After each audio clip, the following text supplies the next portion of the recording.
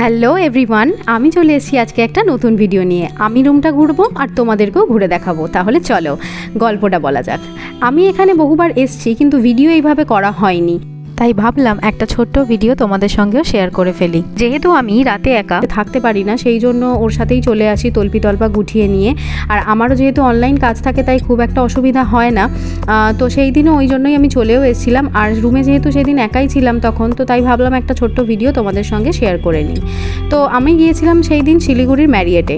তো ঢুকেই দেখলাম যে বাথরুমটা রয়েছে সুন্দর, একদম গোছানো বড়।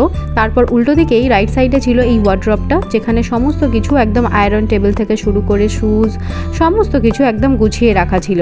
আর তার পাশেই ছিল আরেকটা ওয়ার্ড্রপ, যেখানে ছিল একটা লকার রাখা, এবং কেউ যদি কোনো ভ্যালুয়েবল জিনিস এনে থাকে তাহলে যাতে সিকিউরলি ওখানটা রাখতে পারে, তাই জন্য এরকম ব্যবস্থা করা।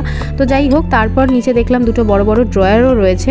এত জিনিস রাখার জিনিস আমি আনিনি, যাই হোক তাও ঘুরে ঘুরে দেখছিলাম। আসলে বাড়িতে যে একা কোনো দিন থাকিনি তা কিন্তু নয়, চেষ্টা করেছিলাম, কিন্তু রাতে ঘুম আসে না এবং কোনোভাবেই আমি একা থাকতে পারি না, প্রচণ্ড ভয় লাগে। তো যাই হোক, সেই জন্য আমি চলেও আসি। আর মনে হয় বাইরে এলে অনেক নতুন মানুষের সঙ্গে পরিচয় হবে এবং অনেক কিছু জিনিস শেখা যাবে, জানা যাবে, তাই আমার এটা বেশ ভালোই লাগে। তো যাই হোক, সেদিনটাও আমি এরকমই চলে এসেছিলাম এবং রুমটা তো ঘুরে দেখালামই তোমাদেরকে। আর জানলা দিয়ে দেখতেই পাচ্ছ দূরে রেল স্টেশন এবং সামনে বাস স্ট্যান্ডও ছিল।